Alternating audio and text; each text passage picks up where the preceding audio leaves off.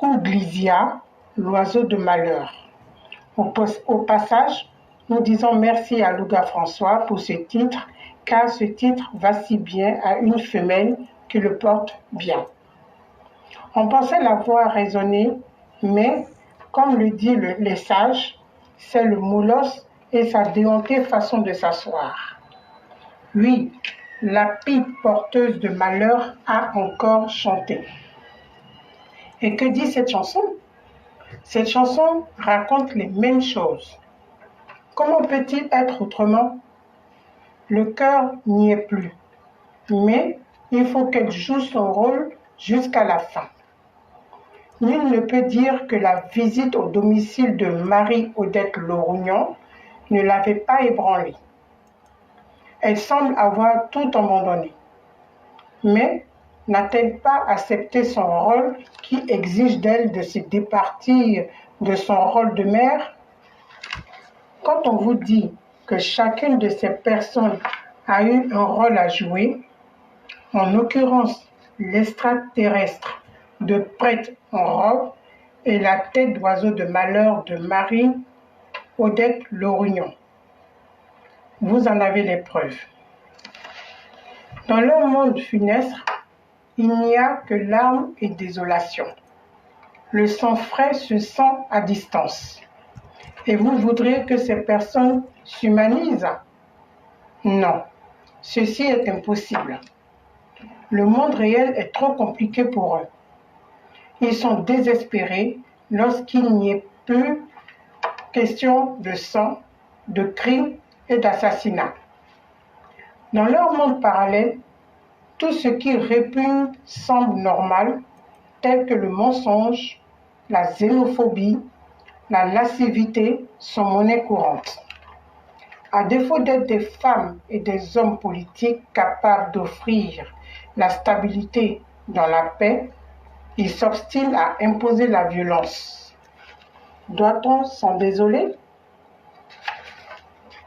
En attendant que la nature leur vienne à bout, tâchons de retourner contre eux leurs propres armes, car nul n'a le monopole de la malparlance. Et s'ils décident de nous affronter, alors nous transformerons chaque bout du pays en une arène de combat. Nous, les élèves d'éclaireurs pro-vérité, avons décidé que plus jamais qu'une mère n'endeuillera une autre mère en poussant ses enfants dans la rue.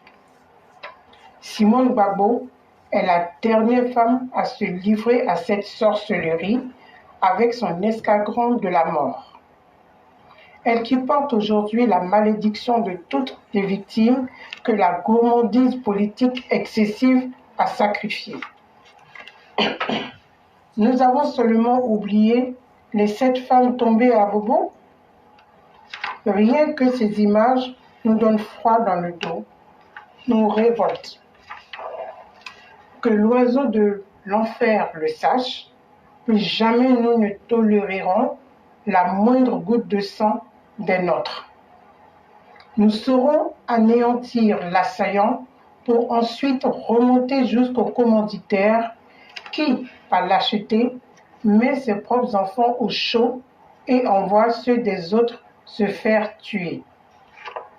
Alors, que l'oiseau de malheur n'oublie pas que chaque être humain a un côté diabolique.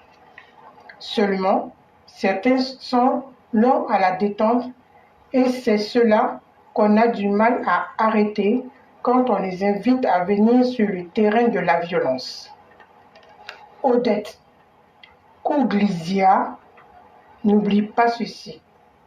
La première visite, c'était pour boire du thé avec toi, que tu as d'ailleurs refusé par pure méchanceté. Mais la deuxième fois serait pour boire un nyamakuji très pimenté dans lequel ta tête d'oiseau serait enfoncée. Merci, j'en ai fini. Un texte coécrit avec Madame Blanc et Nefertiti. Bonne émission à tous. Merci à tous ceux qui le partagent, qui participent.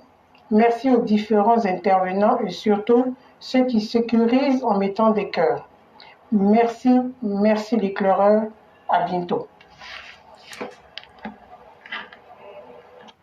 Merci, chère mère Nefertiti, pour ce beau texte.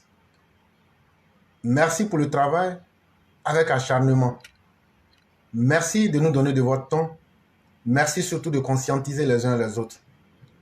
Voyez-vous, même Dieu lui-même ne se donne pas pour vocation de sauver tout le monde. Mais il y a des gens qui doivent servir d'exemple, même dans le mauvais sens.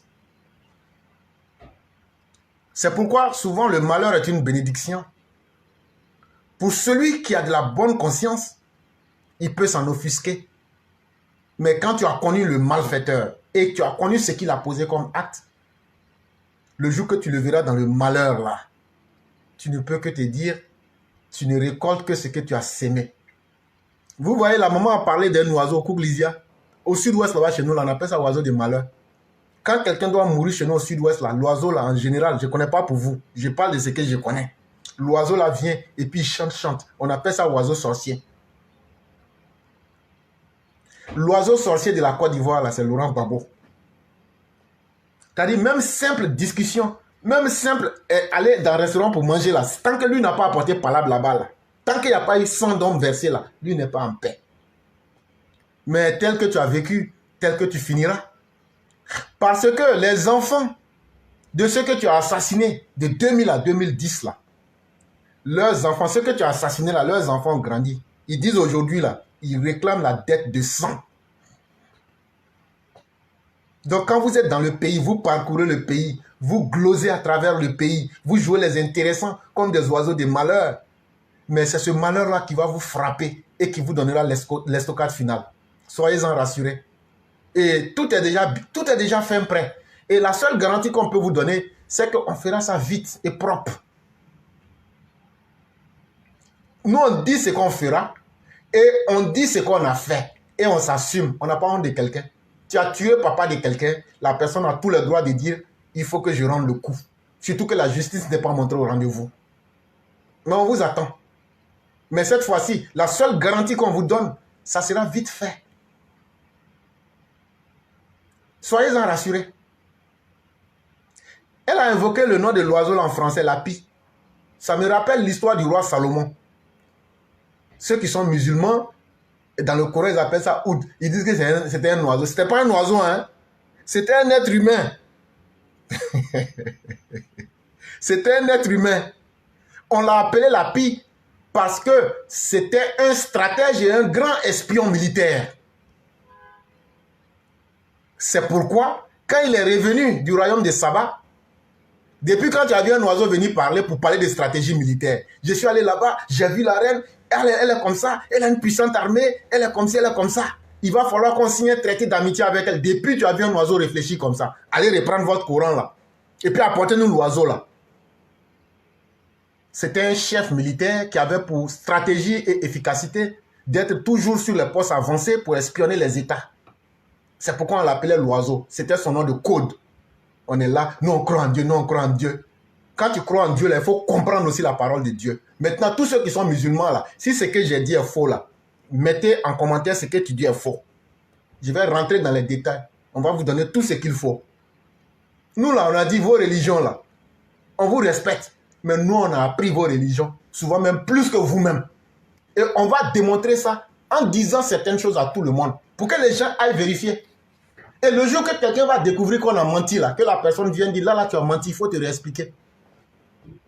Depuis quand un oiseau va venir, et puis lui aussi il est là, si l'oiseau là revient, s'il ne me donne pas un argument là, je vais le tuer aujourd'hui. Montrez-moi une loi qui dit qu'un prophète de Dieu doit tuer un animal parce qu'il n'est pas content avec. Soyons un peu plus sérieux.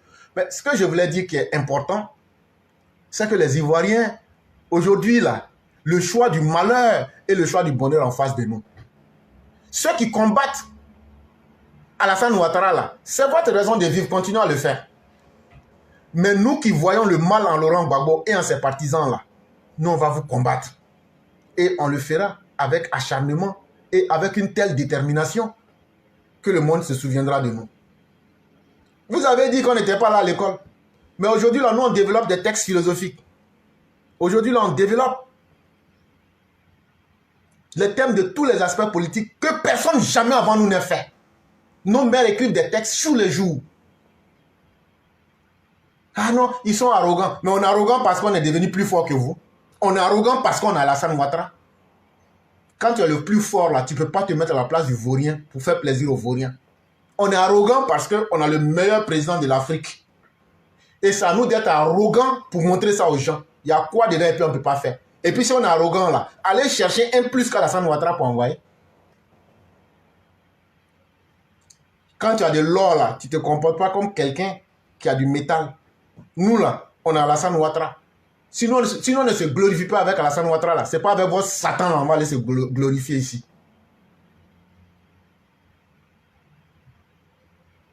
Et donc, mesdames et messieurs, nous allons passer. Il y a Olivier Amina qui nous explique un peu sur le sens traditionnel africain ou bien sur le sens religieux. Ça aussi, c'est important à savoir. Mais comme on est un peu pris par le temps, laissez d'abord qu'on finisse les présentations. Et si on a du temps, on va mieux expliquer cela.